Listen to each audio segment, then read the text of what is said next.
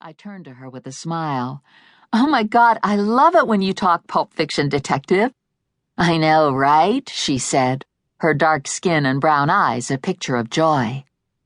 Brooke and I met when we threw down in the 3rd grade. By the end of my first and only cat fight, I had a few missing hairs, a broken fingernail, and a new best friend. And we were practically twins, if not for the fact that she had long sable hair, chestnut skin, and light brown eyes, and I had curly auburn hair, pasty white skin, and eyes the bizarre color of chimney smoke. People would never be able to tell us apart. Probably because we were both exactly 5 feet tall.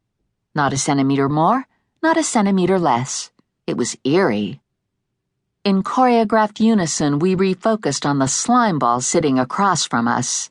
"Spill," she said. "Okay, sheesh." He pushed back his cappuccino and folded his arms over his chest, a defensive gesture that only added fuel to my suspicions. "I admit it, I had a copy of the test beforehand, but I didn't steal it." "I knew you cheated." I reached across the table and whacked him on the arm. Thankfully, Glitch wasn't much bigger than either of us, so the punch quite possibly registered somewhere deep in the scary depths of his boy mind, or that was my hope anyway. "You blew the curve, Glitch." Guilt washed over him. I could tell by the thin line of his lips, the chin tucked in shame. "You're such a wiener," Brooklyn said. "I really needed those extra points." "And where on planet Earth did you get a copy of the test?" I had to admit I was more than a little astonished and a tad jealous. He shook his head.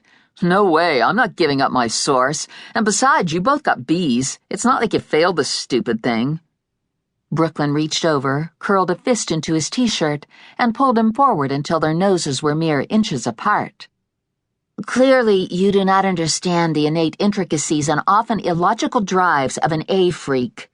She let go, disgusted. "I hate your guts." "No, you don't." He took a swig of his cappuccino, unconcerned. Like Brooklyn, Glitch was a bona fide child of 2 nations, with dark coppery skin from his Native American father and hazel green eyes, compliments of his Irish-American mother. And thanks to a compromise between the two, he had the coolest name on earth. Casey Neal Bluespider. The mix of ethnicities gave him a rich, enigmatic attraction. Though he hardly needed to, he kept his short black hair spiked with blonde highlights in an attempt to make himself seem wild and unpredictable, which was always good for a laugh. Glitch was about as wild and unpredictable as a carrot stick, though he did have an unnatural fear of turtles that was interesting. "You're just intimidated by my manly physique," Brooke snorted. This coming from a boy who's barely tall enough to get on the roller coaster at the state fair without a permission slip from his parents. His grin took on an evil luster. "Least I get on, short pants." "Oh yeah? Well, at least I wasn't voted most likely to acquire gainful employment as Santa's elf." Guys, I said, holding up my hands for a ceasefire. "We can't fling short jokes at each other when we're all short. It's just not effective." "That's true," Brooklyn said in disappointment. "No, it's not.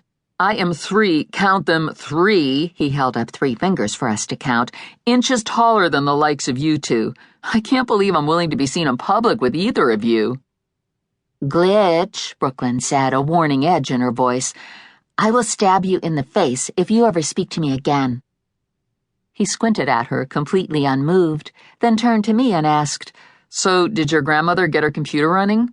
"No, you're just going to have to stop by sometime and fix it." "Cool." He smiled in anticipation. "What's for dinner tonight?" I knew he'd do that. Brooke had already invited herself over, claiming she needed to upload her assignment because the internet at her house was down. Glitch would come over, fix my grandmother's computer in about 10 minutes, and then my 2 best friends would spend the rest of the evening keeping me company. It was the same every year. For a week before until a week after the anniversary of my parents' disappearance, they spent almost every waking moment with me, watching over me, seeing to my every need. They were amazing. I'm not sure what they thought I would do if left alone. I'd never been particularly suicidal, but they were the dearest friends a girl could ask for.